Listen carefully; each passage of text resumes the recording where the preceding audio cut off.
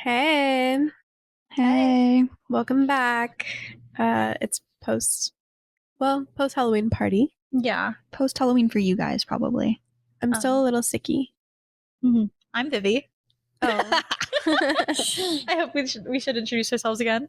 I'm Elena, And I'm Haley. and this is episode 23. 23 of Hate Yay! Your Guts Pod. Yeah. So we had our Halloween party. It was a hit. It was our first ever Pomona commune Halloween party, Yes, it was lovely. which was a great success. There was no drama, Yay! which is like awesome But and confusing. a little confusing. That's what happens when you get rid of the certain people in your life.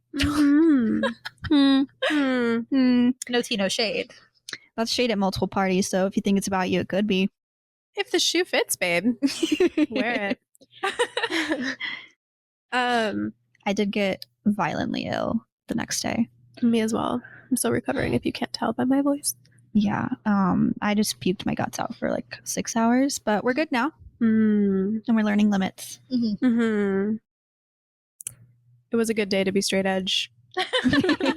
I felt fine. I got really, really drunk really early, which is the key because I also was driving. So I needed to get it all in and out very quickly. So by the time we left, I was sober and we went to Cane's, which gave me heartburn and Haley lots of vomiting, chicken-induced vomiting. I'm attributing it to you, Kane. Sorry. We love you, but not right before bed or right after drinking. That was also partially our fault. You're also not as good as Zaxby's. I've never had that, but I would Me love to neither. try it. Is that a non-California thing? Yeah. We believe so. I see. It's like the same exact thing, but more flavor. Yeah, Cane's doesn't really have flavor. It's all in the sauce, but their toast is so warm and buttery. It's really just the toast that like pulls me in. I agree. Right on. Okay, any shit and tea? Don't know how personal I want to get in this one. I have a lot going on. That's You fine. do. But let's see. Circle back. I just have a gripe because I've always like talked about how I don't understand why there's like two gas stations like right across from each other, like on the street, like right across from each other. I've never understood it until today. I got anxiety trying to turn into one gas station and had to pull into the more expensive one. And to be honest, it made me so mad that capitalism got me like that. You turned into the more expensive one? Yeah, it was the Arco made me anxious because there was like a truck blocking like the normal driveway I go in. And that was just enough for me because it's a very busy street. So I went to the Chevron, which is like the most expensive gas in the world. Yeah. And I'm pretty pissed about it. Damn. Yeah. That would piss me off because it's a whole like $1 more. Yeah, I probably spent $10 more than I needed to. Are you guys the kind of people that like lets your tank go all the way empty, or Yes. do you? Depends on the financial situation, but lately, yes. Yeah, me too. My dad used to tell us that you should always have 3/4 of a tank of gas, and I was like, you're fucking nuts, dude. I don't know who has that kind of money in this economy, but it's not me. My mom was the complete opposite. She used to have fun, and she would say that we would roll her car for her if she ran out of gas, and she would be like, you guys can just roll it and push it to the next nearest gas station. Did you ever end up having to do that? No, surprisingly. But one time she was like, guess how much gas I have, which is a fun little game she loves to ask to show you how little gas she has. Oh it was my 1 God. mile. And we were just getting off the freeway, and I was like, girl, you can't be doing this. No. Like, that can ruin your car. Yeah. That's really scary. It was really scary because I was like, fuck, am I gonna have to push this bitch? Like, the car, not my mother. Am I gonna have to push this car to wherever the fuck? How embarrassing. This was also when I was closer to like, I was younger and I was closer to my hometown. So, like, how embarrassing if somebody saw me pushing a vehicle on the side of the road. That would be my 9/11, I think. Another thing that bothers me about gas, while we're on the topic, I don't like that there's different tiers. Like, I'm not talking like 87, 90, like that shit. I'm talking like the brand. Yeah. Allegedly, this is a conspiracy. I'm not subscribing to it yet until I have proof that I believe.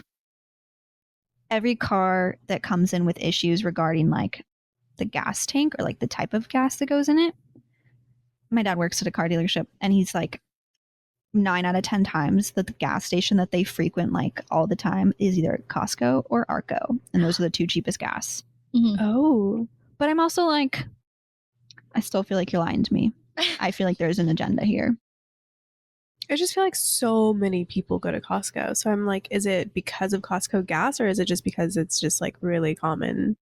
Yeah, like, is it just shitty gas? Like, are you just paying attention when someone says they go to a cheap gas station and that's why you know? I don't know. I use the cheapest of the cheap. I go to V Red, like all these like no name. Oh, I love a good off-brand. Mhm. Love you, G&M. Love GNM. I am not familiar. You never are. You never know, you know? And that's the beauty of it. We don't have no V-Red in Long Beach. We don't. I have been to one out here, though. Mhm. I also love a good Bolero. Mhm. Or the one with the dinosaur. Which one's that one? Oh yeah, those are good too. It's like Brothers something, right? Sinclair? Yeah, Sinclair. Mm. They're just cute looking, but then it also is kind of morbid if you think about it too long. I am also like, is my card gonna get stolen here? Like the numbers. Like, Yeah. is there a little thing on this keypad? Keypad. Thank you. I'm sure some people use it as a pee pad. Ew. Don't tell me that. I do go inside to pay for my gas, I don't. even if Me even if I neither. pay with card. I should, but I I don't. need to be better about it. It takes 2 seconds. I just don't like being perceived that much, I guess. I don't think I think the gas station attendant has seen enough to not give a fuck about us. I just am lazy. I'm sorry, but I've never seen a gas station attendant look worse or better than me. I just mean they deal That with sounds the really crazy- bitchy. They deal with the craziest of the crazy. That was mean. I take that back. Sometimes, you know what? I'm just gonna shut the fuck up. I think there are sometimes bad bitches at the gas station. yeah, There are some baddies that work at the gas station. We see you, we recognize. but they're always so mean. So you know what? I think sometimes they have to be because they deal with like They have to batshit have insane people. Yeah. They have to have their guards an up. exterior, a shell, if you will. Because you can't be that nice to people if you work at a gas station because people can get really weird. Yeah, I'm sure. I was just gonna say that like the main reason I don't like making it obvious that I'm there at a gas station. Like I don't like drawing attention by walking inside Mm-hmm. because there's been too many gas station interactions that I've had or that Ethan's had or that he's told me about where I'm like, I don't really want that one to happen to me at all. Thank you. Yeah. He's gotten cornered at his car multiple times. I've like sat in my car without getting out to get gas for like a full 10 minutes because I was waiting for this like insane man to leave the area because he was harassing people for money. Mm-hmm. That's happened to me before, especially at the one right on the corner, like where we live. Yeah. There's some very interesting characters around our living space. And it was like 10:30 p.m. and I had just gotten off work and I was like, fuck, I really need gas. But there was a man who did not seem well in his mind and he was like screaming at people that he saw and he threw his drink at a girl. And I was like, I'm just gonna go home. I have like no gas, but I'll just grab it when I leave in the morning. Yeah, me. Yeah. I'm like, that's what AAA is for. I only have AAA until December because I'm on my ex-boyfriend's plan. Then I have to Cute. pay for my own. Sad. I can see if I can add you, like, so you can pay your own. I'm not gonna pay for your audition. Yeah, of course, of course. I have the grandfathered gold membership. Slay. We'll have to reassess later. I don't know if I particularly have any shit and tea, but I do want to recognize for the YouTube viewers that we have a new setup, as you can tell.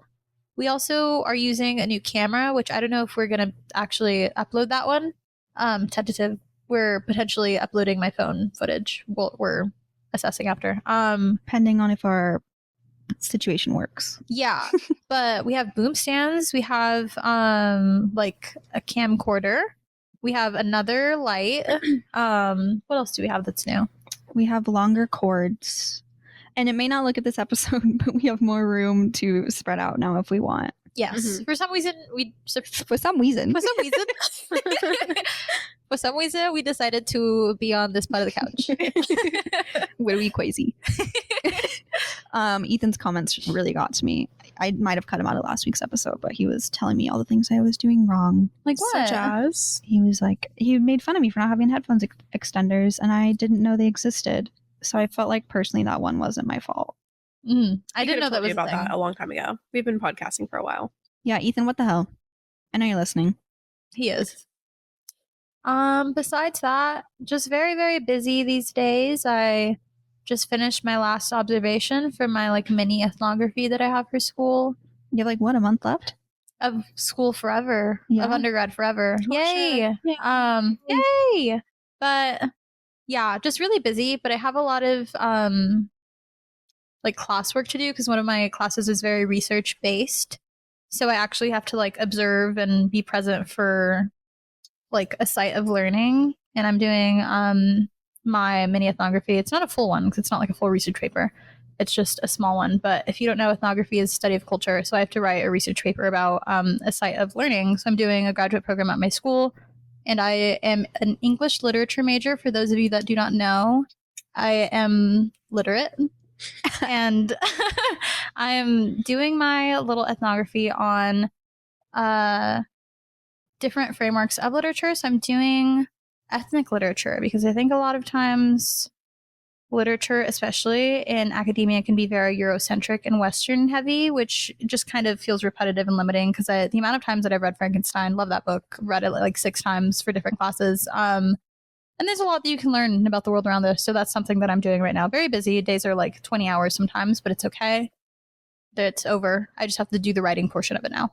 It happens to the best of us. Yeah. That's how I feel about podcast days when we go too late. Because it literally, like, some days we're both up at like 3, 4 a.m. getting ready for work, and then we have our work day and then have to podcast after. Yeah, long days. It's okay. It's almost over. School's almost over. Yay. Yay. So we're almost there, and be excited for me, please. Also, Elena and I's birthdays are coming up, and that means that our birthday eves are coming up, and you should leave out iced matcha lattes and pastries for us, and we might come say hello. Thank you Yes. so much. You guys should each say your birthday so that they can wish you a belated, because this will probably come out after. True. Mine is November 3rd. And mine is the 2nd. Yeah, they're 2 days apart. Usually we celebrate together. The 3rd and the 2nd are not 2 days apart. 1 day apart. Sorry. 1 day apart. She said she's literate. She didn't say anything about math. Yeah, I'm not we didn't good talk at about math. math here. I'm not a math major. Don't bring math into this household. Yes. So 25 and 28. Mhm. Yes. Very exciting years. Yay. Too damn old. No, we're just getting started. We're grown and sexy, babes. You're leaving the 27 club? I'm leaving the 27 club alive, Mhm. hopefully. Don't say that. Your Saturn returns this year or next year? Yeah, I thought it was this past year, but it actually starts this year, and I am already feeling it. Yay. In In a good way or For bad? the better, I think. But I'm still feeling fear. It's only beginning.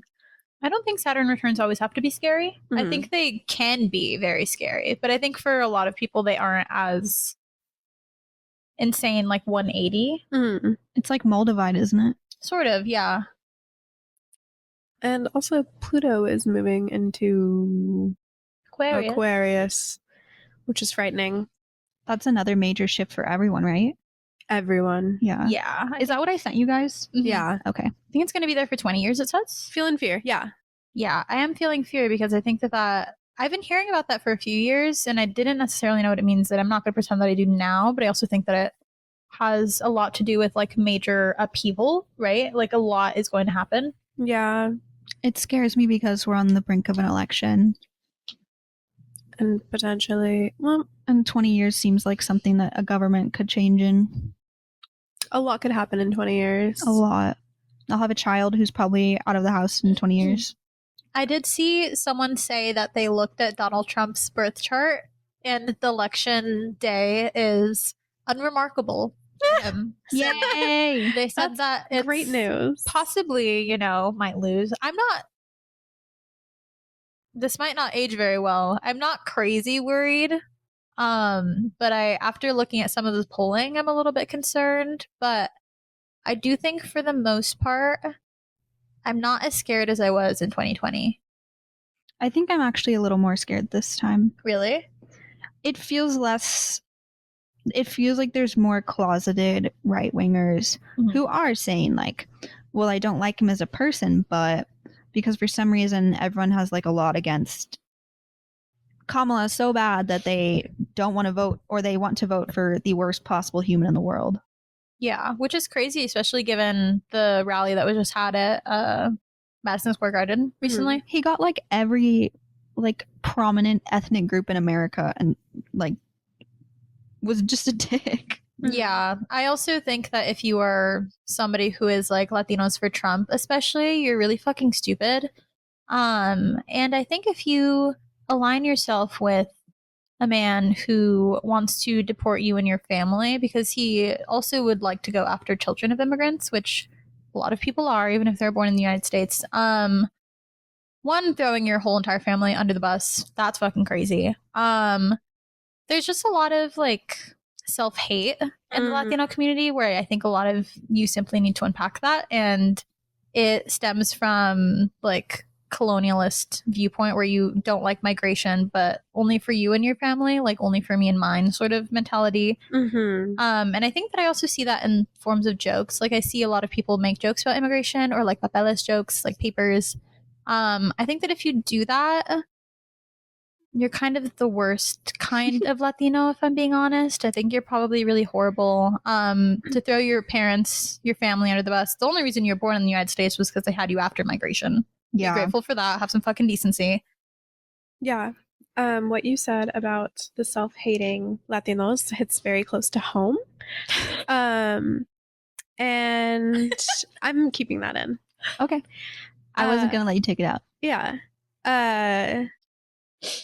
It seems like every Trump supporting Latino that I know, like they love to pick and choose what parts of like being Mexican or being Latino that they want to like celebrate. Mhm. And also like a lot of the ones that I know, like their family has been here for like several generations. And also, I think it's important to note that migrating here is migrating the right word? Is it immigrating or migrating? You can use both, I Okay. believe.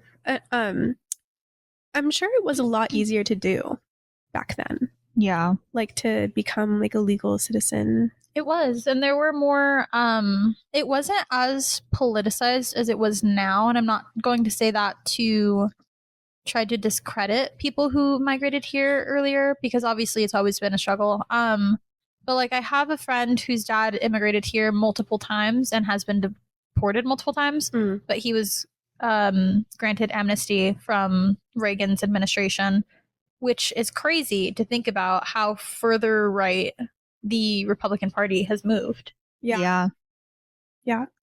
Everything is moving further right. Even the Democrats are moving further right. Yeah. But what was your point? Oh, just that I think that they're hypocritical and that it's not really fair for like Latinos to like, I don't know, like use that card and be like, well, I'm Latino, but I support Trump. Like, okay, well, your family, like, yes, like, but your family has probably been here for how many generations? They got here how easily? And I don't know. It's just strange, and it's very self-hating.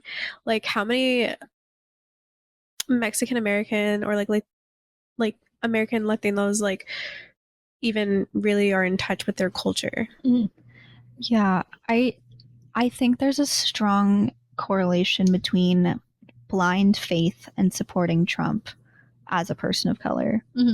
Because normally the people who are pro-Trump tend to be an in-your-face either Christian or Catholic. It's usually Christian, I feel like, with Trump.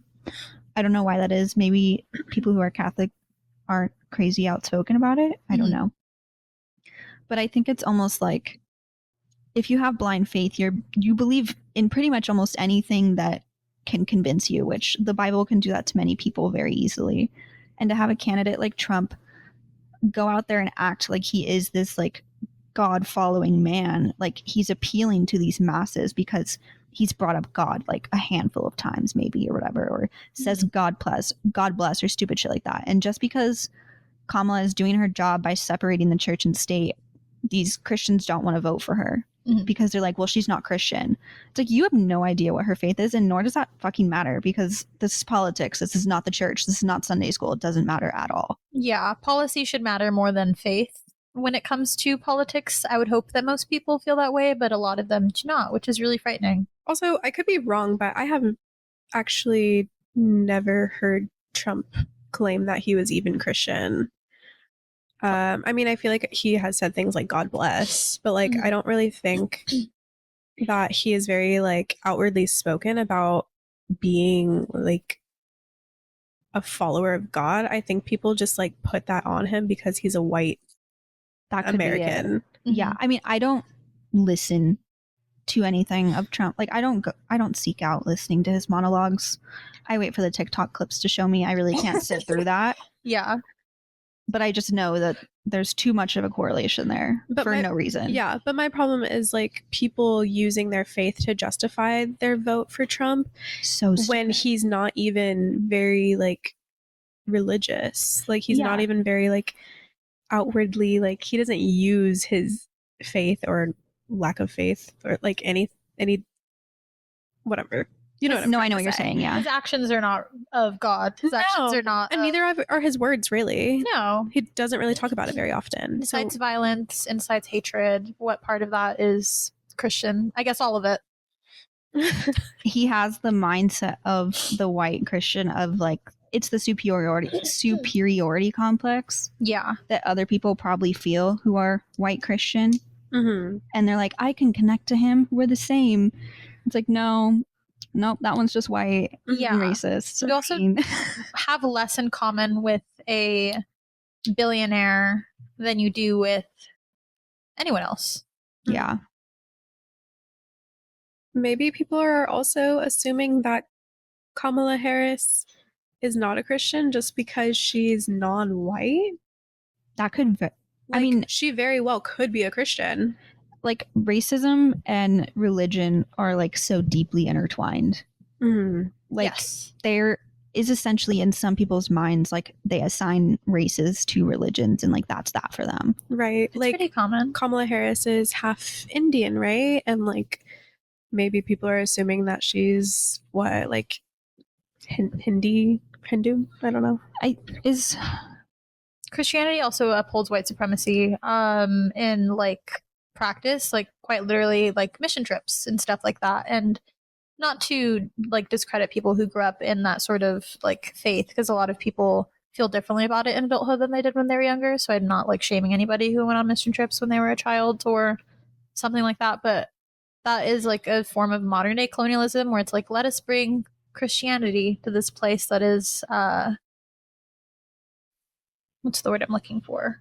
underprivileged, I guess. Yeah, underprivileged, underdeveloped, like using Christianity as a tool of white supremacy and colonialism in that way. Yeah, I forgot where I was going. Come back to me. Hang on. I also want to clarify that I did not like mean to infer that if Kamala Harris is for any reason or by any chance not Christian, that is a bad thing, obviously. We're just talking about the stereotypes that like other people have. Yeah, the double standard. The projection. I don't know how we got there. I know I had a thought and it was gone. Oh, this is not to say that like I inherently hate people that are Christian. No. Because I did post on my story that if you do believe in God, that this election should be such an easy vote for you if you truly believe in God. And if you really do want to vote for him, or if you even think about voting for him, I don't want these type of people in my life. If you truly believe in God, you would not believe in a man like Trump. He is everything that like the Bible says you should not be. Like, I mean, greed is like one of the biggest things that like the Bible discourages. And this man is the greediest man I've ever met. He can't accept that he lost an election. Mm-hmm. And how are you going to stand up there and I'm sorry, okay, off my soapbox, you can be Christian and not have to vote for Trump, and you can stay Christian and vote for someone besides Trump. 1,000%. Mm-hmm. I I believe that, like, I'm not Christian, but I believe that the teachings of Jesus himself are, for the most part, very humanitarian and Yes. kind. And I think that, like, modern day Republicans or like Christian nationalism is actually quite literally like the opposite of what Jesus would have wanted. Mm-hmm. Um, Jesus was a communist or socialist? One of them. yeah, I would agree with that. I also think this isn't just to shit on religion. I think that organized religions can be very scary because they uphold such a strong sense of white supremacy and like American. What am I thinking of? Values? American values? Not necessarily. I think it upholds like a very strong white supremacy and like pro America, and in that, like viewing other countries or other people as beneath us, but then that is not a Christian value. like nationalism, like yeah, like very American nationalist. superiority. Yes, Yeah. that's the word that I'm thinking of. White supremacist, American nationalist, and also often misogynistic, puritanical. Like this isn't to criticize individuals that are of that faith. It's more so just what it upholds in this country, and for that, that means often bigotry. Mm-hmm. Yeah. I don't know how to get to our topic. I don't know how that happened. Somehow We talked about the MSG got brought up. Did it? I talked about my Instagram story, but why? We're talking about how you don't dislike individuals that But you. before that. I don't know. Did you want to go back to that? No. I'm Oh. just trying to figure out where we were coming from. We were doing shit and tea, but I don't know if that was part of your shit and tea. It was not part of my shit and tea. Were we just talking about the election? I don't know what happened. I don't know. Anyways, I just blacked out. In other terrible news, we're going to talk about another awful event that's going to occur besides the election. Yes. We're talking about Trump's Zodiac. Oh, and Elena's yes. Saturn return. Were you finished with your shit and tea? Me? Her. I didn't really do any shit and tea. Okay. I don't really have any shit that I would like to share publicly. That's okay. But tea.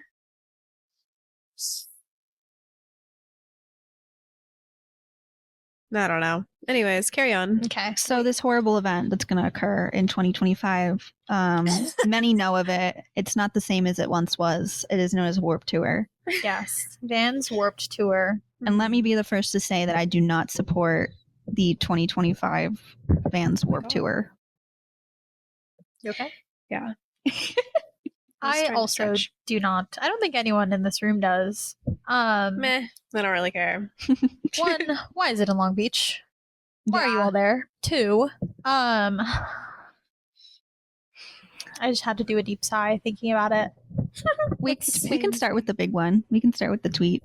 With the tweet, yes. So, as a basis, I just kind of wanted to discuss Warped Tour and what it once was. It was a cultural staple. It was something where people of various socioeconomic status could attend, people of lower class, middle class, primarily lower and middle. And it was $40. You could donate some soup cans to pass the line. It was not very expensive. It was very culture based and fostered a very intimate community. But the new version of Vans Warped Tour starts at $150, which is batshit psychotic, I think. And Blasphemous, if you will. this is the greed that they talked about in the Bible. Uh-huh. And I also just, like, I can't get behind these nostalgia bait festivals that, like, farm this idea of how things used to be and don't really actually care about the people that were alternative when they were younger or were alternative growing up or cared about the culture. It's very much just like influencers will spend money to go there. People that have money want to take Instagram photos there and say that they saw this big band, and that's sort of it. But we wanted to talk about the tweet. The tweet. The tweet trademark. Okay. So if you are unfamiliar with Ronnie Radke, you don't need to get familiar. You're lucky, if you will. Yeah, I'm really jealous of you if you're unfamiliar. Ronnie Radke is the vocalist of Falling Universe and in the past, Escape the Fate. And he is a known misogynist. He's a known transphobe. He's a known homophobe, known bigot in the scene, if you will. Had domestic violence charges. Just all around horrible person. Like the worst person, the corniest person that you could possibly be in this scene is Ronnie Radke. And he tweeted, "Find it so funny that these people complain if I'm going to play Warped Tour when I'm a staple of it. On top of Mayhem Festival having 23 fucking bands on it and can't even sell 40% of the venue capacity. And I go do a makeup show and do double the amount of tickets on my own. Get ready to be upset, losers." To which Vans Warped Tour responded, Ronald Radke, actually, full government name. Ugly ass name. Yeah, fuck you, Ronald. Mm-hmm. Ronald Radke, our king, you dropped this crown emoji. Ronald's awfully close to Donald. It is very close. He's probably a Trump supporter. I should say allegedly so we don't get any sort of legal issues, but There's a few other tweets of his. yes. The fact that Warped Tour is so comfortable platforming, supporting a known bigot and somebody who is like very publicly a bigot. This isn't hiding. He will use his main public account to say and spew bigoted things. Yeah. I'm going to say I might bleep myself because I don't really want that on the internet. He tweeted this a couple tweets after Vans Warped Tour responded to him. Mhm. And he quoted a tweet that said, "Ticket sales don't matter when they sound so much better live." And he quoted it and said, "Judging by how retarded you look in your profile picture, I can see why you'd think that. Sir, you're a public figure. We don't say those words as a public figure. There's already a huge stigma against people who are disabled. Yeah. And you're really not helping because you are the type of person who is using it in a way that is not just like, oh, I'm saying it was stupid. Like, no, you are using it in a offensive way as a slur. Hateful. Yeah, derogatory. That's the word I was looking for. Mm-hmm. It's giving Jeffree Star. Yeah. It Is what it reminds me of. Like The diva. shameless Yeah. Mhm. diva bigotedness. Acting like your shit don't stink when it definitely does. Having an ugly ass name and ugly ass bullshit. Ronald Jeffrey, get a fucking grip. No, for real. Get a You job. have the option to change your name. You do. You're a star. Oh my god. In the year of 2024, I think if you were acting like this know-it-all, like offensive diva, that's really fucking embarrassing. That should have been left 10 years ago. Also, you're what, like 40 now? Why are you talking like that? It's not cute. It's not cute, and it's very much. I am not surprised that Vans Warped Tour, of all things, is actively supporting a problematic person, given the fact that how many bands had allegations in the past. Yeah. But the fact that they're like very much okay with platforming them and very much just like on their high horse, they will not budge at all, is immediately just like such a slap in the face to people in that community that are trans, to people who are women, to people who belong to these groups that he actively spews hatred against. So it just seems so shitty. Like, I could imagine being like someone who is really, really excited and someone who is like maybe trans or even like us, women, who are just viewing them positively platforming a bigot. For sure. And I feel like a lot of the, like alternative subcultures, their whole thing is that they've stood up for, queer people, outcasted people, whether they're neurodivergent or not. Warped Tour is supposed to be for the weirdos. It's supposed to be for the weird emo kids. And the Warped Tour official Twitter page, liking something like that is just so, it's like, okay, like, we're not safe with you then. Yeah, and 100%. that's what makes me hate Warped Tour right now, is because if you are publicly in writing on the internet supporting a man like this, the rest of your lineup, I assure, will probably also have other predators, offenders, etc. And it's not cool. Like, I thought we moved on. I thought we were past this by now. Yeah, but then the new When We Were Young announced 2025 lineup is out, and there are people with there's a lot of people with allegations on that lineup, such as, I will say allegedly, because, I don't want to get us into any trouble or spew misinformation. One of them being All Time Low, one of the bigger bands that's on there.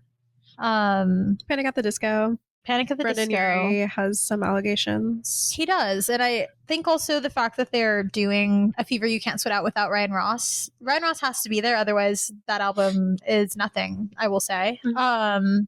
But also All Time Low has like a very prevalent known allegations against them. Like, people are not unaware. Very solid. Very solid. People are not unaware of what they've been doing. So that's really, really confusing. And if they haven't been like predators themselves, it's like people who have collaborated with predators, people who are okay with predators. Like, who else? Never Shout Never. He's not. You're kidding. He is. He also has abuse allegations against him on behalf of his ex-wife, right? I thought he had pedophilia allegations as well, but I could be mixing him up with I don't somebody know. else. I don't know about that one. There's too many. There's too many of them. Bottom line is he did something and we don't like it. Yeah. He's up to no good. I'm sure there's more. I just feel like Destroy Boys, the vocalist, allegedly R-worded their drummer. Was that not the start of the fall of Burger Records? I believe, If I'm not mistaken. I'm not a California native. I do believe Destroy Boys kickstarted the downfall of Burger Records, which if you're not a California local, it's like an indie record label that basically went down because I'm pretty sure Destroy Boys first like got allegations and proved to be pretty credible. So they were dropped. But then it was almost like dominoes. Like half Yeah. of their like clientele got allegations, and it was a huge part of the scene. Like a lot of these bands still operate because they were already so far like into their career. But essentially, I'm pretty sure the record label itself dissolved. It's not operating anymore, but if it is operating, it's not popular at all the way that it used to be. Burger Records like ruled Southern California for it really killed a the very scene. long time. It was summer of 2020. That was so crazy. All of the allegations that came out, especially on Burger Records as well, a lot of those people are still operating solo. Like, for example, Brooks Nielsen of the Growlers is still operating. When the Growlers had allegations against them, and Brooks had said very, very questionable things about minors in public interviews, where he was talking about how like 16-year-old girls like go to his show are like hot and this and that, and have been publicly fucking weirdos. And Brooks Nielsen still does solo shows separate from the Growlers because the Growlers had allegations. So he doesn't work with that title anymore, but he still works as a musician. And I see people going to his shows and I'm so confused. Like, how the fuck is there still a beach goth in the year of 2024 as if Brooks Nielsen isn't a fucking weirdo? I'm really confused. Like, actually, I'm really confused. Yeah. Also, it sucks because like this isn't like not well known. Like if you're in the music industry, especially in this specific genre scene, you know about these things.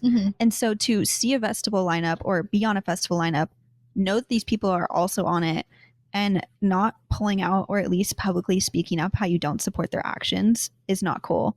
Because I know now that you're just in it for the money, which is not what this scene is supposed to be about at all.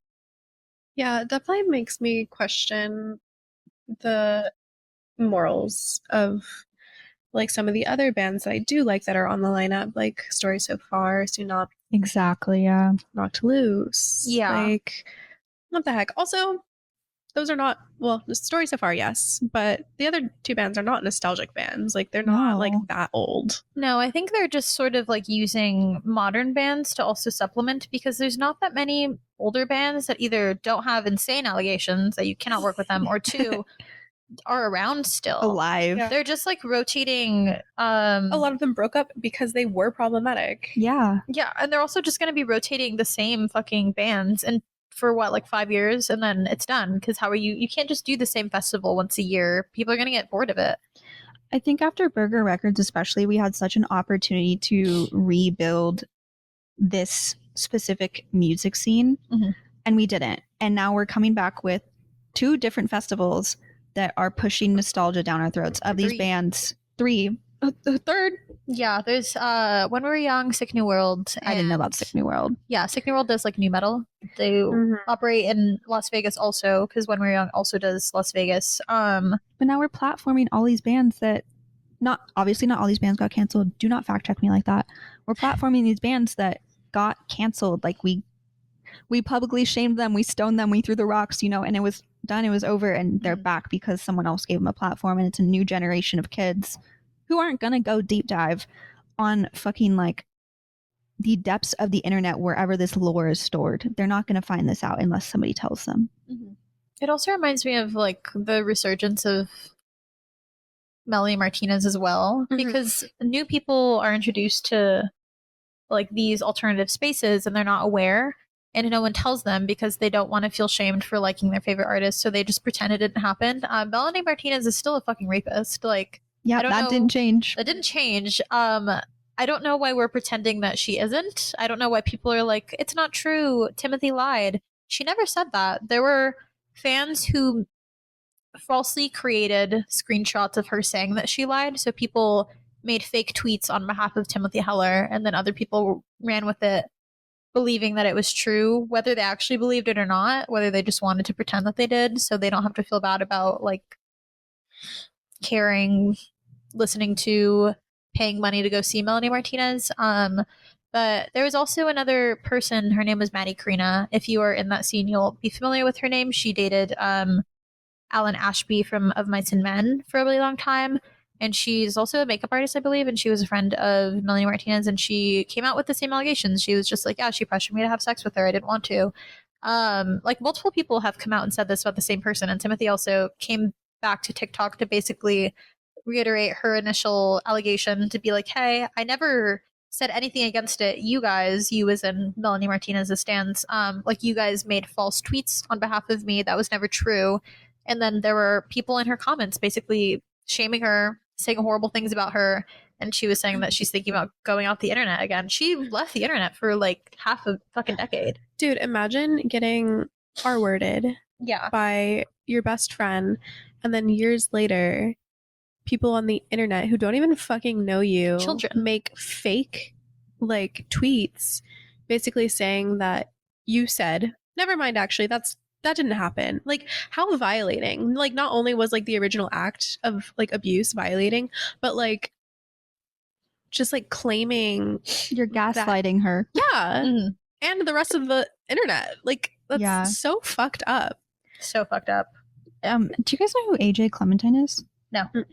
They're a creator on TikTok. I believe they're a trans woman, and Looking them up because I might follow them. I just don't really pay attention. there was basically there was like they had a best friend and they would get drunk and they would kiss sometimes, but like nobody really knew that. But then these allegations came out some way or another. I didn't follow it from the beginning, and essentially it was that AJ's friend was like doing this without their consent, like kissing them. And it was like this whole thing, and it turned into like, oh, that person, I can't remember their name, I'm very sorry. That person like SA'd AJ, and like I guess AJ's boyfriend at the time, it just came out like this past week that AJ's boyfriend at the time had been like almost convincing AJ that it was SA, like that it was being forced, that like they weren't consenting. Mhm. And so AJ has been watching their ex best friend essentially get torn apart on the internet for SAing them, even though they know it never happened. And so a phone call was recorded, and it's AJ speaking, basically being like, everyone just convinced me, and like blah, blah, blah, which can very well maybe be true. Like that does happen, especially if like you've already had a lot of trauma happen. You're very easily manipulated that way. Mhm. But to like fully stand there and not in the slightest like stand up for your friend when you probably know deep down inside that they didn't do anything bad to you, Mhm. that is so fucked up. Mm. Like just for like the reverse of like what happened with like the whole Melanie Martinez situation, it's just like the internet should just not be involved in some of these things. As much as we love to publicly cancel people, it sometimes is not the best for the situation. Yeah. I Mhm. think a lot of times the internet acts as like a cop in some ways, where we, for better or for worse, oftentimes for worse, will try to police people in this weird way where like we will basically force them off the internet whether they're deserving of it or not. I think sometimes it's deserved. I think some people should genuinely not have access to the internet because they can spew hatred or be evil or like just generally be horrible to people, because the internet does have real consequences. But sometimes it works in a way where we will police people that are undeserving, like Timothy or that person. I'm not familiar with that story. It's really interesting. It's a really interesting dichotomy. I'm not going to pretend that like I'm not part of that, because some people I think probably shouldn't be on this fucking internet. I'm horrible, and some people I think should just die. But that's Yeah. a whole different conversation. Mhm. I think what happened that went wrong in terms of cancel culture is instead of like seeing things with our own eyes and believing them, we're playing telephone. And part of it is because some of these victims have come out on the internet specifically. That doesn't mean that we should try them in a court of law on the internet, because yes, you should always believe victims, but like there are nuances. People do lie. It can happen, and it's like the reverse can happen of like people can retract and not mean it. And so that part of those situations should not be in the hands of the internet. Like we should not be involved. We shouldn't really know about it.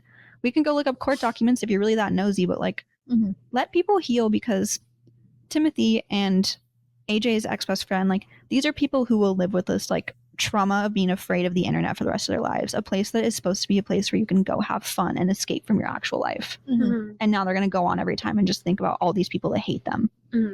Yeah, I also think with that specific point, there's like very nuanced instances of allegations. Like, for example, I don't know if you guys remember when Surf Curse had allegations against them. I do remember They're this. not. I don't.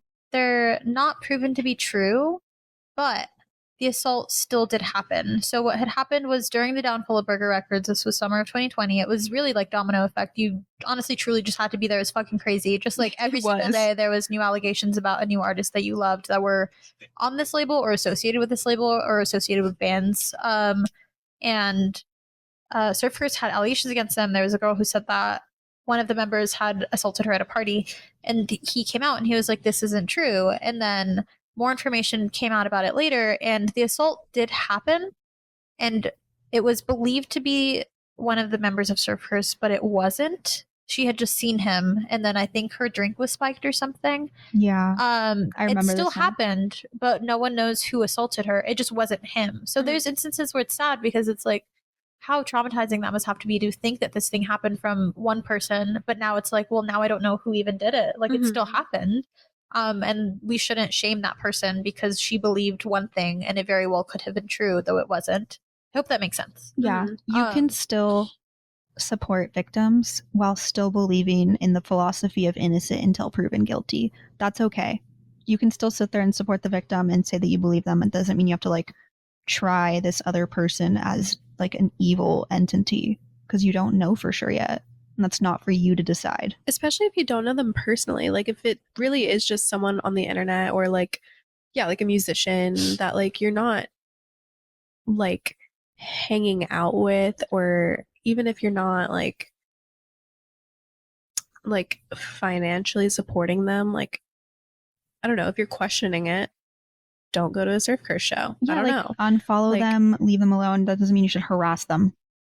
Like it's not your place as a rando on the internet to try to like scold this person, because they're not going to disappear.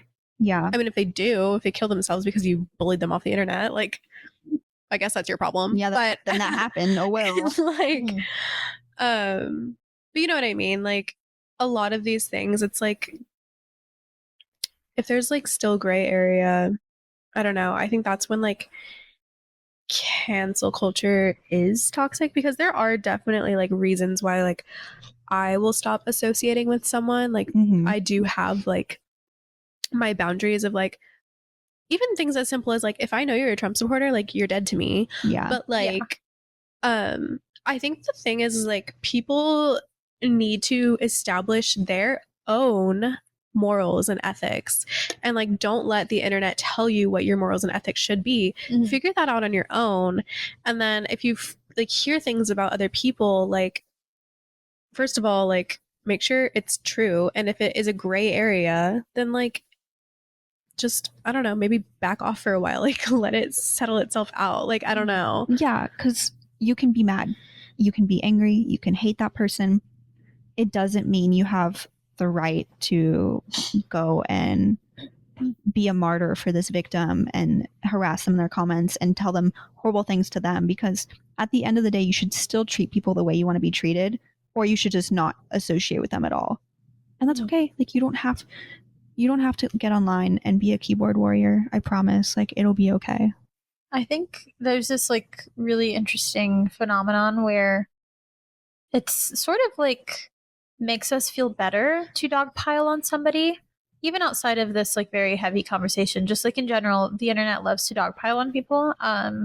Right now, like Madeline Pendleton is facing the consequences of that, but like a lot of people will just hear something and then parrot each other. And like this amount of times that I've seen like the same TikTok over and over and over again from different Especially people, about Madeline. especially about Madeline, and even about like stupid shit. I don't know if you guys have seen that Lawrence song that's really popular on TikTok right now, the one that's like BuzzFeed top 10 ways that you hate me. Have you? No, actually. What? That's everyone on my For You page. I don't actually know what it's called, but the band is called Lawrence. And it's a corny song. It's not a good song. But it's a lot of people are like, oh, this sounds like Old Navy music, whatever. But the amount of people I've heard said that exact same fucking thing. Like, we all just imitate each other. No one has original thoughts on situations anymore. We really just like copy what the other person says, and then it just follows that way. Like, I will put not interested in every single video that I see of that, and yet somehow it still ends up on my For You page from a different person, but it's the same exact perspective, same exact wording, same exact sentiment. Yeah, it's like form your own opinion, form your own ethics, form your own like grow up. Yeah.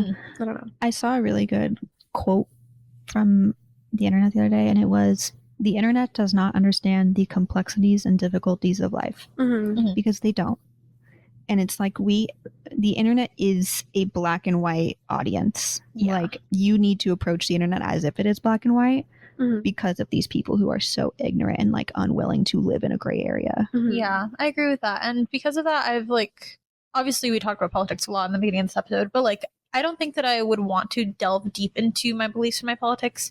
For the most part, I think most people would understand where I stand. I, would like to liberate people who are oppressed, and that's sort of my stance, anti-capitalist, but I wouldn't want to go into the nuances for fear of what is happening to Madeline right now. Like the dogpiling, people are saying that she's racist, people are saying that she's like bigoted, just like really horrible things about her that genuinely aren't true. Like, I couldn't imagine dealing with that and being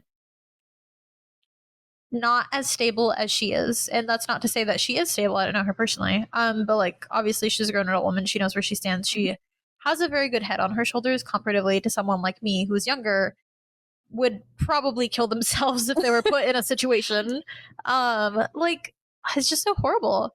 I also think that, again, with the black and white thinking of the internet and like having political opinions, it's like the internet expects you, if you ever speak on politics at all ever, then suddenly you're a political creator. Yeah. And it's like, no, actually, I am allowed to speak on these things because I live here. And I always say this, like, I feel like politics are not just politics, like they're a matter of like morality. Yeah. And like, I can speak on my own morals. Exactly. And I can do that without having to necessarily always know, like, I know where my heart is, but like, I don't always know like all the ins and outs of it. And that's not to say that I don't know what I'm talking about, because sometimes I do, sometimes I don't. But I'm not claiming to be a political influencer. Yeah. That's not my goal. Yeah, it's funny because the internet is such a place of knowledge, and the last thing the internet wants you to do is come on with intermediate or beginner opinions. That's the last thing they want from you. The last thing people want on the internet is for you to come on and try to learn about a viewpoint different than your own, because people will just attack you. We don't live in a space where people are open to teaching other people like to change their views. That's how the world's supposed to work. You don't bully people out of their views. I also think when it comes to like what you were saying about your values and speaking out about politics when you feel it's necessary, I think all of us are people who for better or for worse, like a lot of aspects of our life and our identity are political, like whether we want it to be or not. Like we are women, some of us are people of color, some of us, all of us have, like lower income. And those are things that are inherently political, whether we want them to be or not. Like there's just some things that we generally cannot avoid because they affect us directly, which is why we feel the need to speak up about it. We all know who we are in terms of politics. But we're never going to be like political debaters. We're never going to be people who have all of the stats and facts and quotes ready because it's not the content that we do. We honestly, truly just talk about our opinion and how we view the world. And on debating, I don't think that it's necessarily helpful. I don't really particularly believe that like the Jubilee videos that are out right now are changing anybody's opinion. I think that it can be fun to dunk on someone like Ben Shapiro, right? I think it's entertaining. It can be entertaining, but I do feel like it just kind of like can fuel more. It puts the divide further and further away from each other. Like we are just making two very distinct sides. Yeah, and it sucks because like as someone who is very, very left leaning, it's like there's not the middle is like so hard to come to terms with because how are you going to be in the middle of something between like leftists who want free healthcare and education for all and liberation and then one side that thinks that people should be deported? Like it's hard to There is no middle ground. Yeah, so but then it creates this like further right wing because then people think that if you're not one way then you have to be the other way. Like it's this all or nothing sort of like perception of the world around us, and I hate people like Ben Shapiro. But I just block him. Like I have no interest in seeing him. I haven't seen him before this Jubilee video in years because I blocked him, and it's been so freeing. It's been so fucking freeing. I can confidently say that I've never hate commented on anything, like ever. I've never felt the need to. I send it to my friends and I put my hate comment there like a normal person. Yeah. I cannot say the same. If you were under 18, it doesn't count. Okay. That's not excusing you under 18 bitches out there right now. Live and learn now as you can. Live and learn now, especially now because the internet is much more permanent than it was before. I feel like oh yeah, my old Twitter is wiped. You'll never find it, I promise. My whole Twitter, like, it's just embarrassing. You'll never find anything horrible. I was just an embarrassing stan. That's what I meant. Yeah. To clarify. I need to do the same. I've been on Twitter since like 2012. I need to delete my like annoying stan tweets. I have tweets from like literally 2013 where I'm talking about like Five Sauce and stuff. I saw a really funny tweet of the first Five Sauce album, and it was like, hot girls have a very deep and complex relationship with this album. And it's so true. I still have a stan account out there that I haven't deleted. It's just on private. Yeah, for memories. But a little over 3,000 people follow it, so I feel like I really should go through that. That's crazy for Twitter. Like that's a lot of followers for Twitter. That's actually where I met Izzy. She had way more followers than me at the time. She still does, I think. She's like that's my girl, dude. She pops off on Twitter for real. She does pop off on Twitter. That's my Twitter queen. Sometimes I'll see her in the replies to a tweet and I'll just like it, and I'm just like, damn, this is funny. But that's how I met her, was on Twitter. Cute. But yeah, I really need to go through that one. It makes me nervous when I think about it. Just because I don't want, not that they're problematic now, but like I don't need people seeing those stan tweets. Like that's embarrassing. It's humbling. Yeah. I think I would also like to go back to, I saw her comment on I forgot what it was a response to, but it was on the new Halsey album. Have you guys seen anything going on with the Great Impersonation? I've seen that people like it. Yeah, some people like it. A lot of people have been very overly critical of it. Like, for example, Pitchfork, Anthony Fantano, I believe gave it a 1. And basically was saying that she had main character syndrome and that it's like too angsty. But then people so she was a woman. A lot of people are like, I just don't think that you like works by women who are like very vocal, because one, she's dying of cancer. She has cancer. I didn't know that. I didn't know it was cancer. I thought it was lupus. I believe she also has cancer. Would we like to fact check this real quick? I will, yeah. Just so we can know. Huh? I don't like Halsey, I'll say that. That's okay. You don't have to like her to like respect her as an artist. I think that this is a project that she very clearly worked very hard on. I really liked her when I was on Tumblr when I was like 15. And then I kind of fell out of her music for a bit because I don't particularly like her like vocal style. It's not something that I particularly like like listening to. That's exactly what I don't like about her. But I like her lyrics. I think she's a great writer. Okay. And I respect this project for what it is. I haven't listened to it yet. But I think I did hear one song and I did like it. I haven't listened to it yet. I not out of like not wanting to listen to it. I just haven't had time. But did we fact check? Yeah, just so the audience knows as well, it's called T-cell lymphoproliferative disorder, and it's a group of diseases that involve a uncontrolled production of a certain type of white blood cell. Severity can vary, and whether or not it's malignant or cancer can vary. It doesn't say whether or not hers was, but it also sounds like it can be like you have a flare-up and it's not cancerous, but then you have a flare-up and it's cancerous, maybe, because it says she's in remission for both right now. Yeah. Well, I think when she made the album, she was actively like, like it was looking fatal for her when she was making it. Having that at the same time as lupus is like, you're not supposed to recover from something like that. No, she also has a child, so it's like she worked on this piece of art that where you thought that you were going to leave behind like her partner and her child, and I think that to say like, oh, she has main character syndrome in this album. Yeah, no fucking shit. She was dying when she made it. Stupid fucking idiot. Yeah. Does Anthony Fantano even make music? No, I think he just critiques. I'm not. On what basis? No, I want Anthony, what is his name? I want one of you fans to come in the comments and tell me what the fuck basis he's standing on that he can have all these opinions. I think he's just a guy. But all he does is the music reviews, right? I think so. See, at least we're diverse here. You know, we're not experts on our subjects, but we're diverse. We spread it out. Yeah, we hate a lot of things. Yeah, not just one, okay? Not just women. But yeah, that's what people were saying. People were like, it's kind of misogynistic, especially when the new Katy Perry album had a 2 and you gave this one a 1. And Katy Perry herself was being misogynistic. Yeah, by working with fucking Dr. Luke. That bastard. Wow, putting Katy above that's crazy. But I had seen Izzy in the comments saying something really funny. I wish that I could go on her Twitter right now and find it. But I don't remember what she said, but I liked it. How many days ago was this? Today. Oh, okay. I'm going to go look just so I can laugh. I'm a frequent Twitter stalker. I know nobody else really uses it, like from people that I know.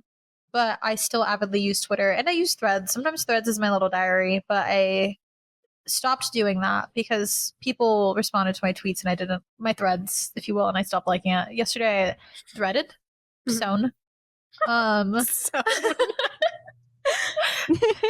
was just like, I need to feel something, like I want to be moved by a piece of art. And then people kept adding their shitty ass like paintings and I was like, this isn't what I meant. I was talking to myself. I wasn't asking you to self promo. One of them was just like a really poor oil painting of a naked woman and it was like, I hope this helps you feel something. No, it didn't actually. You just pissed me off. Why is it always naked women? I don't know. Everyone's always like, I'm an artist and they paint oil paintings of women or an eyeball naked or eyeballs. Okay, I guess you can make that interesting. Let me see you draw a hand. Bet you can't. Draw a limb for me real quick. No, hands are really hard to draw. Draw a phalange. I don't know what you're talking about, if I'm being honest. I want to know the joke.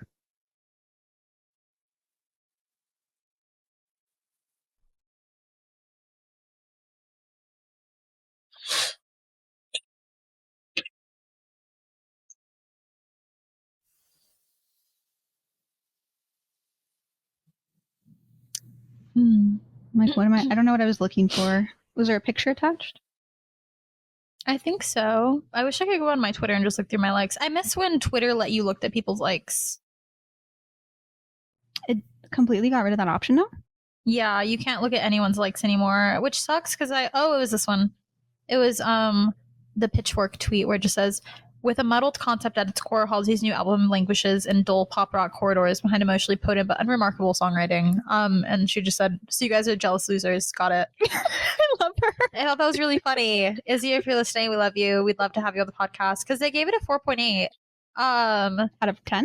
Out of 10. And a lot of them is just like, I don't think that you inherently have to say that something is good if it was made under the pretense of somebody going through something horrible. I think that somebody can make a piece of art that you don't like and you can still respect the context in which it was made. I haven't listened to it yet. I'm not going to say it's like the best album of all time because I haven't heard it. But I can also respect that this was made when somebody thought that they were dying, when somebody put their all in. They wanted to use their artistic expression to just make art and try to tell their story and to shit on it and be like, you have main character syndrome. Girl, fuck you. You should be listening to it in the like point of view of it being someone's legacy. And I think people aren't. I think they're listening to it as just an album she dropped. Mm-hmm. But that wasn't the mindset she made it in. I think people like dehumanize pop stars a lot. Yeah. Like, yes. Oh, go ahead. You go. I mean, that was pretty much my point. Like, people are just kind of like taking any like context out of it, and they're just like, "Oh, Halsey, bullshit." Like, Yeah. I think that there's a lot of pop artists that make commercial pop music for the sake of making money, it being streamed in like stores and malls and stuff, and that's fine. But I do think a lot of people demonize pop music for that reason. I think I did for a long time, and then I started listening to more pop that's like really interesting and made by people who really value it as like an art medium versus just like a way to make money. Which is why I started listening to more pop this year, like Sabrina Carpenter, Chapel, Charlie, Hyperpop, like stuff like that.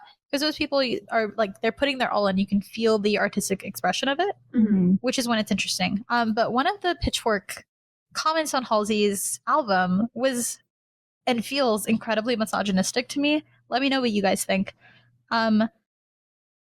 The muse's role in art historically has been one of the diminishment and objectification, but you'd be hard-pressed to suggest Halsey is some kind of Dora Maar. Halsey is one of the most successful artists of their generation, and many of their biggest hits, like the absolute brutal Hot 100 #1 Without Me, carry out character assassinations of former romantic partners with the precision of an M16 agent. There is absolutely no convincing argument to be made that G-Eazy's songs about Halsey are taken more seriously than Halsey's about G-Eazy. So you have to wonder about the purpose and value of this song.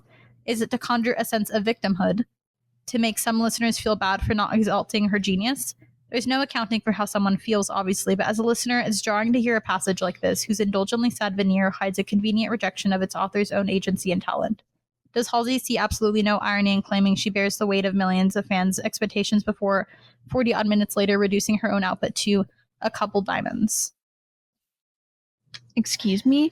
See, no, why the fuck are we like so against women making songs about their shitty relationships? That's all rap is about shitty toxic relationships pretty much. So why the fuck is it only the pop girlies that we go after?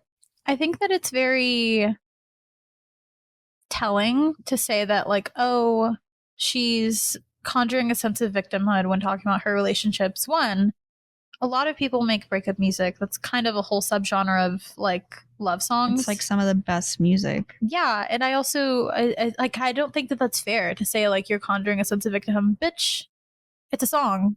It's a song. Like, it doesn't matter what genre the music that you listen to is, or what, like, every band has breakup songs. Every acoustic artist has breakup songs. Every rapper has breakup songs. Every type of any kind of music. Not all of their songs are breakup songs, but they have breakup songs. Yeah. So, like, yeah, it does feel very misogynistic to me. And for a sense of feeling victimhood, like, sometimes people want to move through those feelings. Sometimes you feel like a victim and you just want to hear a song about it. As long as you're not waging war against those around you. Okay, I'm sorry. Should I, as an artist, keep my grief to myself? Yeah. I'm an artist. Why would I do that? She also got cheated on by G-Eazy. So, like, what the fuck? Of Yeah. course she's going to make a song where it sounds like she's a victim. She was the victim. I never once have heard any type of review about a man's music like this. They've never once been like, you know, he trashed that girl in that song. He's just really trying to play the victim. Like, what? Yeah. No, they're like, that whore. It's also so, like, why are you mentioning her ex-boyfriend in a song about her current, in a review of her current album that just came out when she hasn't dated G-Eazy in what, how many years? Like, maybe you can't stop thinking about him if you think everything's about him. Right. Did G-Eazy pay you to review this? I'm confused. Did he pay for this publicity? I have not heard G-Eazy's name since that video of him and Megan Thee Stallion. Last time I heard him is when Tana Mojo talked about fucking him, or maybe almost fucking him. Oh, Probably while he was dating Halsey. Who knows? When I think of G-Eazy, I think of, like, I don't know, 2016. Yeah. That's when he was most relevant. Yeah.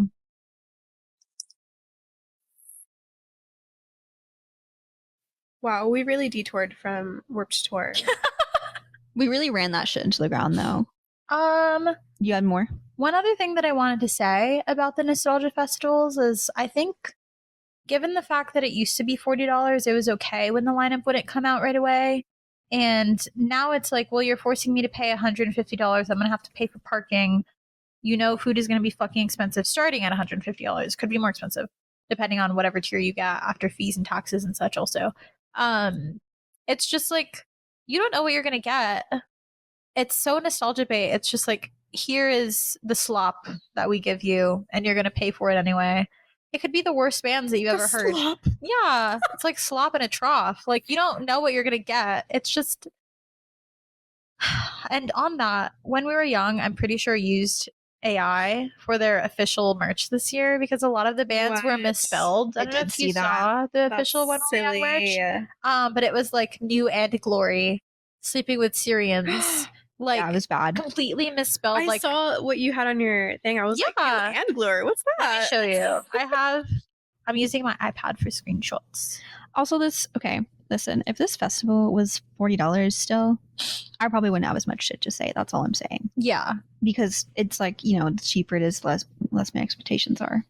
It's also just like they know that this is what the running cost, like the average cost that people will pay. So they're going to charge that. But then it's very disingenuous because you can tell that it's ran by the same people, but mostly for monetary reasons, especially given the fact that they're not actually doing a tour. And they were saying that it's because like Kevin Lyman and other original people can't like do all of the roadie stuff that they were doing before because they were like completely breaking down stages, building stages, bringing them down, lighting everything like in a day or two, like setting it up very quickly and moving on the road again. Okay, but the people who could benefit from those gigs as jobs, just saying. I was also going to say, like, they were saying that they can't do it anymore. Okay, like, give it to somebody else. Have somebody else do those jobs. Just, like, manage it. Like, you don't have to be breaking down stages at, like, 50 or 60 or whatever, but you can give other people those opportunities. And it's also just, like, very, like, it's California. Where else?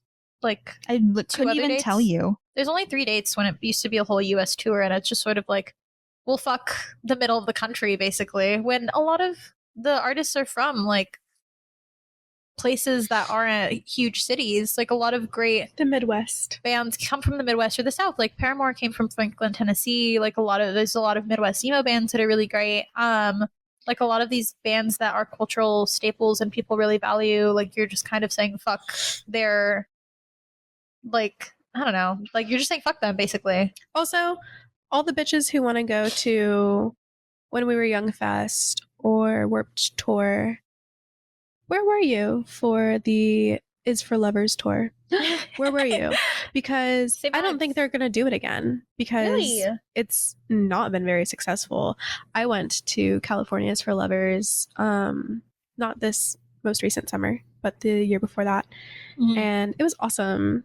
The lineup was so fire, very nostalgic. Mhm. There was like a bunch of like elder millennials, Fuck but like yeah. the crowd was really chill and like, Mhm. but then the lineup this year was like way lessened. Oh, Yeah. And it just kind of like broke my heart because it's thrown together by Hawthorne Heights. Yeah. And I don't know, I was just like really excited about it because I was like, this is like Warped Tour, but better because it's smaller, it's like more intimate. And like it's again thrown together by the bands themselves. Mhm. And I don't know, I thought it was going to be like a new thing, but I don't really think it's going to go anywhere. But it's just like, it makes me wonder, like, I don't know, where are the people that are actually about it? Mhm. Yeah. I feel like there aren't really that many people that are about it. Like you were saying, like it just seems like a bunch of like fucking e-girls, e-boys that like want to Yeah. just post about it and like brag about how they got to see their older sister's favorite band. I don't know. It just feels weird. yeah. Similar to like an emo night where like you would assume that it would be music that you listen to when you're younger, but a lot of the times it can be that, but sometimes it's also just like whatever was popular at that time. Like you'll hear like random stuff that's not really alternative music. Mhm. But it also isn't really at its core anymore like meant for alternative people. It's just sort of like a let's listen to pop rock songs that were popular in 2008, like The Killers or music Ugh. like that, where it's just like it's strayed so far from what it used to be. And I know that that's because it makes more money. But then there's a lot of people who feel left out because they don't really feel like welcome in those spaces anymore. Because I don't really see any purpose in me going to an emo night at this point in time. When I was younger, I really wanted to because I think it was a lot more like of a cultural staple at the time. And now it is just like influencers or YouTubers or people that are popular. Are you talking about hosting the emo night or just emo nights? The emo night. The graveyard one. Yeah. Which is a bummer because TJ and the other guy who run it were super legit in the beginning. I think what ruined it is he dated a YouTuber. Or he married her. They got married. Oh, okay. So that's never stopping. So yeah. So now it's just something completely different than what it used to be. yeah. But yeah, on the When We Were Young like merch, it literally said "New and Glory. We're in the crowd. Armor for sleep. No, I'm more for sleep." What was the other one? Sleeping with Syrians. It's Instead of sleeping with sirens. Yeah, honestly, so is ridiculous. And I feel like I don't know. I don't want to sound like a gatekeeper, but then also Say it, girl. I don't think that gatekeeping is bad all the time because I think it waters down something that used to be great and very like a cultural staple, something that was really intimate for people and for the people by the people who really valued this thing, and that was this genre of music, and it was like such a safe space for the most part. Obviously there were a lot of really terrible things of these spaces as well, like we discussed earlier, a lot of predatory behavior that was ignored, but it is just sort of like a commercial thing now. Like there's no heart in it. It doesn't feel like it. There's no soul. There's like nothing besides it being a cash grab, which is really disappointing. Mm-hmm. Yeah. I think that like leads me into wanting to say that like I really want to encourage younger people who want to be in the alternative scene, communities, like reach out and like try to find your like local DIY scene, because it's a great way to find friends. It's a great way to find people that are actually like about it. Not always, but I just think that like make your own nostalgia in a way. Like you don't have to listen to what like your uncle listened to or your older sister listened to. Like find bands that are like up and coming now so that when they get really big, when you're older, you get to say like I saw them in a living room. Exactly. Like it's so much cooler. It's so much more intimate. Tickets are like $5.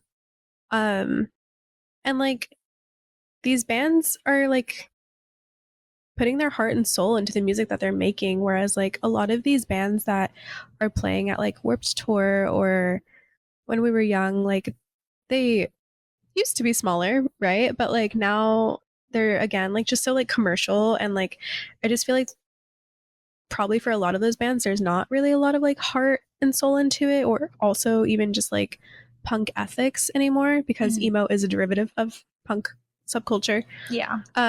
So yeah, like I just think it's so much cooler to be involved in your local scene. And like I know that we are privileged because we live in Southern California, and like there's definitely like a really big scene out here. And like I'm from Georgia. When I lived out there, I wasn't really very in tune with my local scene, but there was one, and I definitely could have made more of an effort to like reach out to people and like find that scene. So yeah, it's just like look up local venues. I don't know. Also, don't feel pressured to. You don't have to adapt an aesthetic to like a certain type of music. This is a huge problem. There's that one bitch on fucking TikTok who thinks she's Joan Jett, and it's like only in the aesthetic. Emo kids used to just wear hoodies and like those fucking little hand, like the things that went over your hand, they were striped. I don't know what they were called. Yeah, the fingerless Just like gloves. arm- Yes, Yeah. fingerless gloves. Like Or the I Heart Boobies, like rubber Yeah. bracelets. like you need to wear like what makes you feel like you, because that is like the whole point of being in an alternative scene, is that there isn't supposed to be judgment. But don't roll up in like your fresh Shein like goth clothing or like whatever the fuck and look like that stupid bitch Caroline. I was just gonna say, is that who you're talking about? Or Yeah. yeah. Yeah, because a lot of that subculture is DIY. A lot of it is stemmed from people who are lower class, working class, who are using a lot of their means, and by that DIYing stuff that they find from the thrift store and doing really cool stuff with that and making it personalized. If you're buying like patch jeans and patch jackets and patch like purses that are already made, then that inherently is like very, what's the word? Is it antithetical? Like anti whatever you're trying to do? Inauthentic. I'm trying to think of a Or certain word, but I don't know if I'm saying it correctly. Antithesis. Yeah, antithesis, I think is the word that I'm looking for. It's the antithesis of. It's like the antithesis of like this thing that you are. It's very disingenuous. Yeah. I will say that when I was in like middle school, that's like when I started getting into like alternative like subcultures. At the time it was really cool to like buy from like Hot Topic and like Spencer's and shit like that. Yeah. And then my adoptive dad, who was like a metalhead, who was like, dude, don't shop at Hot Topic. That shit's for posers. And at the time, like, I didn't understand it because I was like, what do you mean? Like, all the alternative kids now, like, they shop at Hot Topic. Like, look at Hot Topic. Clearly, it's dark and like goth and punk and shit. And like, I just didn't get it. But like, my dad was like, dude, you're failing me. And even my mom, like, she wasn't really like punk, but she was like, dude, no, like, punk is like thrifty. And I was like, whatever. But like, obviously now, like, you know, at the time I did like, Yeah. like I did buy shit from like Hot Topic and Spencer's, and like I'm sure like the equivalent of that now is probably like also still Hot Topic and Spencer's, but also Shein. And like I know it's more accessible, it's like cheaper. You don't really have to dig for it at the thrift, but like really, like it is so much cooler when you find cool shit and like customize it, like make it yours. And you can still make stuff like I'm sorry, like for me in my head thrifting is cheaper, but I know that's like not accessible for everybody. If you can only go to Hot Topic or Spencer's, you can still make it your own. You don't just have to put on the clothes and be like, I fit in now, everything's good, like that. I'm like, no, have fun, be yourself. Yeah. And that's why mall goth used to be a derogatory term, because people were just like, oh, you just shop at the mall. Like, antithesis of goth. Like, that's not what that means. Yeah. Which is really funny. Because now people use that term as like a stylistic choice. Like, it's like a very specific look where you think of mall goth, you think of like those really big baggy black jeans. I'm trying to think of that. Is it the trip pants? Trip pants, yes. Like the big trip pants, and just like band shirt and like spiky hair, and that's what you would think of now when you think of mall goth. But it used to be a term that was just like embarrassing to be called, or it's basically, it used to be like you're a poser is what that used to be. I feel like I miss I miss how crazy people's hair used to get. That was fun to see. Like we don't see enough mohawks these days. We don't see enough teased hair. Where are the Liberty spikes? Where are the raccoon stripes? I mean, I guess those are like kind of coming back. Not enough. Yeah, where are the Liberty spikes? Yeah, one of my friends is like so scene queen looking. I love her so much. She has raccoon tails in her hair. Sometimes she listens to this podcast, so if you're listening, Hope, I love you. Yeah, you're cool. But yeah, I feel like I miss like the creativity of it. I feel like everyone wants to look the same, which I think is very cool inherently. I think wolf cuts are cool. I think the like baggy style is cool, but I do feel like it's sort of what we were talking about earlier with everyone mirroring each other. I feel like not everyone has like the self-expression of it. It's like, I'm seeing this thing, so I'm going to imitate it, which isn't inherently a bad thing. I think inspiration is cool, but I want to see more variety of alternative. I feel like I don't get to see that anymore. Yeah, I do feel like I don't dress particularly crazy anymore, but I used to. Yeah. You still, like, your vibe is still very much like your own. Like, I know that like you and me wouldn't wear the same type of clothing the same way. Mhm. And that's cool. Like that's Mhm. sick. That's what makes clothing cool. Yeah, I do have like a personal style. Like when I go thrifting, like I do have like an idea of like what is me. Like even if I see something that I'm like, this is so fucking cute, but like, is it me? Yes or no? Mm-hmm. Yeah, And I think that's a lot of true. people need to find that. Mhm. Also, nobody come for my neck about speaking about this. I clearly don't dress that way. Like that's fine. You also don't have to dress alternative to like alternative music. Also, Yeah. your heart's in the right place. You're about it.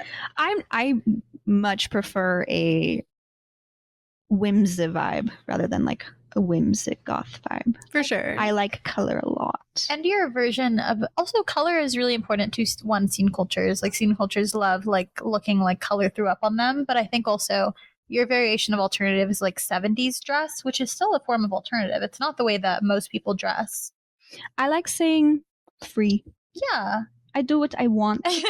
Some days I look like I walked out of Abercrombie, and that's okay. And that's a some vibe, days too. it happens. It's And not a vibe. Don't support It it. can be a vibe. It can be Y2K. I'm not hating. I'm just saying I am a person who I will just walk out of the house in jeans and a shirt sometimes because I don't give a fuck. Sometimes I walk out of the house in sweatpants and I'm like horrible bun that looks terrible if I'm going to class because I just don't give a fuck.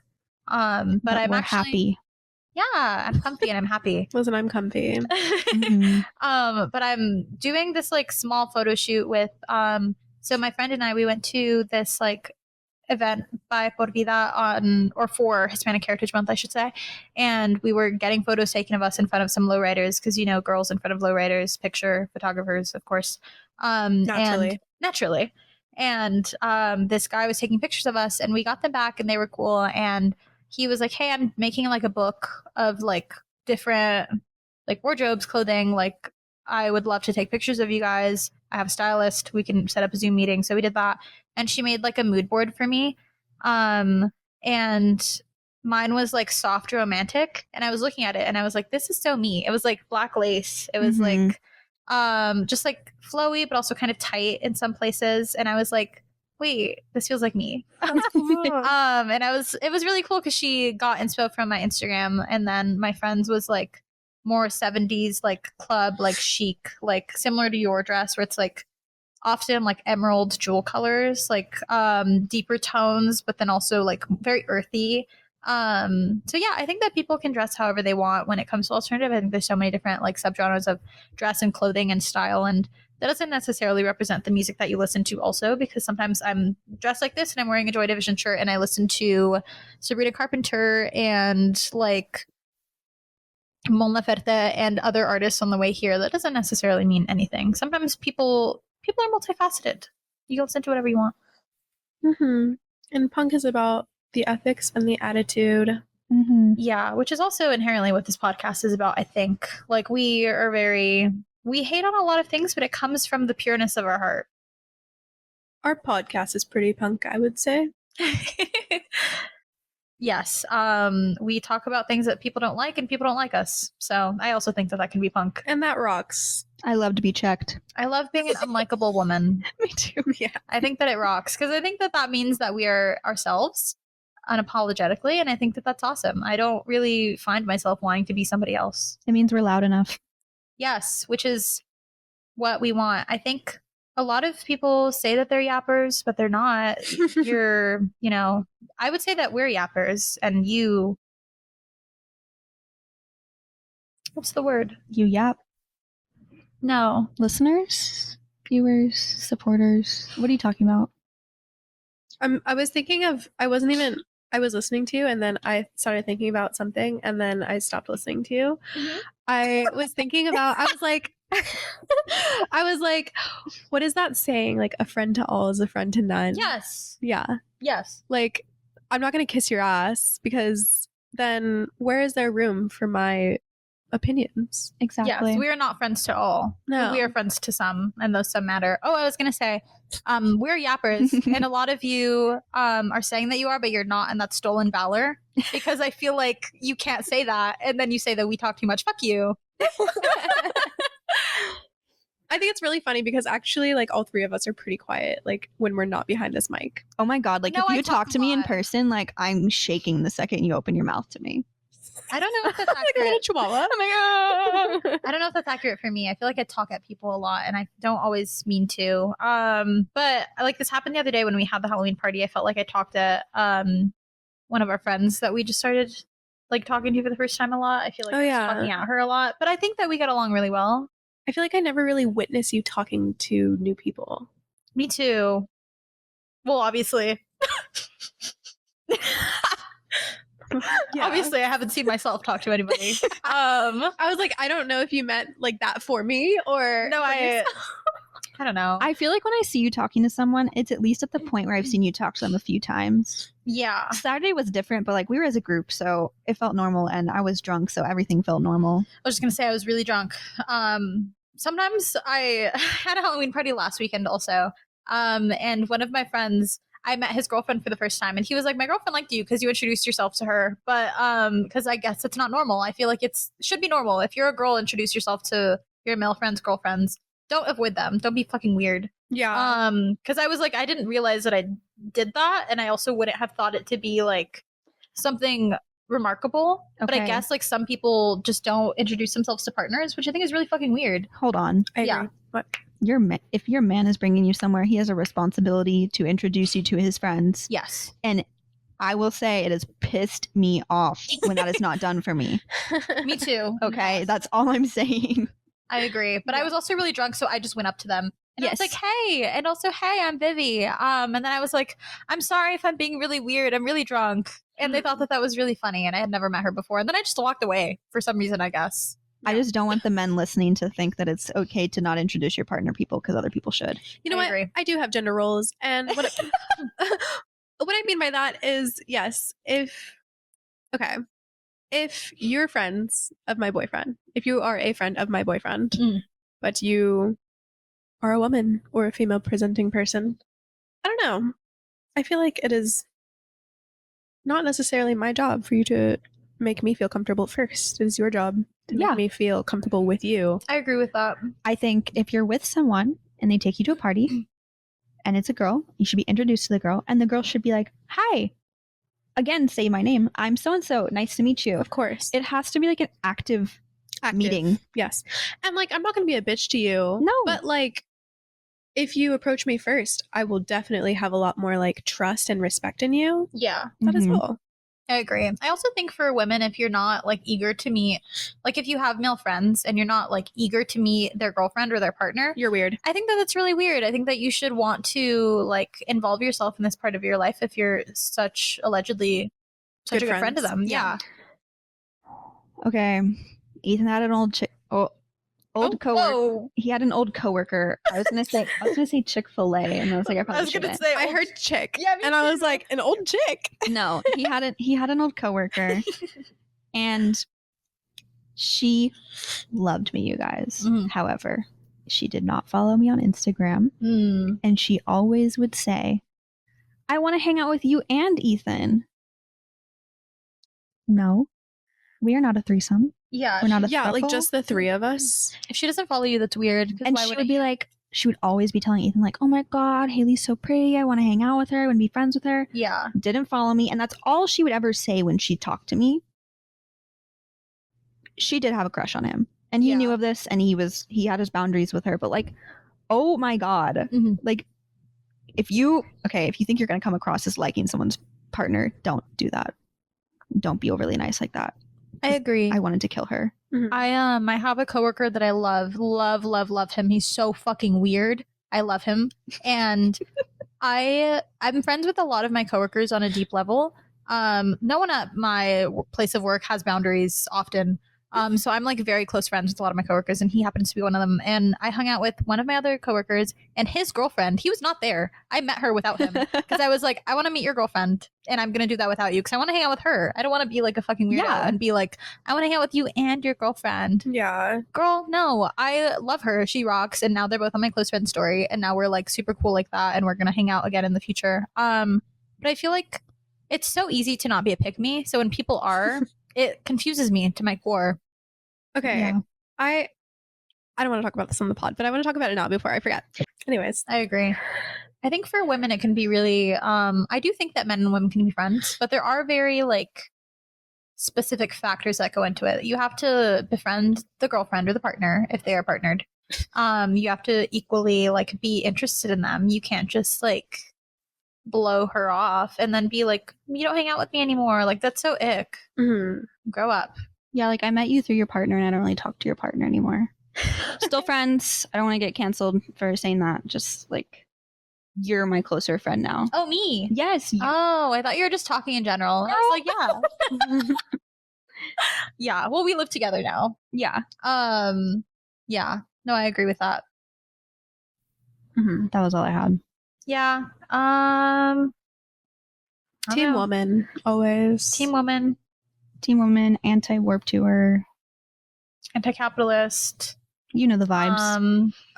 You know the vibes. Join your DIY scene. Yeah, this is a TLDR if you want to just skip to the end. This is We it. hit the limit on the camcorder. Oh shit. Okay. Oh, okay. Our video, I'm hoping my phone is still alive because I had like 72%. So we're going to go. It could 'cause- still be recording. The screen could have shut off. I don't know. Okay. Our new setup is tentative. We're not really sure how it all works. If you are listening, please watch the YouTube because it looks a lot better than it does usually. We have boom stands. We have like, you know, like longer headphones. So it looks super cool. But we got to go now. Bye. Okay, later, haters. Bye. Bye. That was a good one. I agree. I like that episode. Yeah.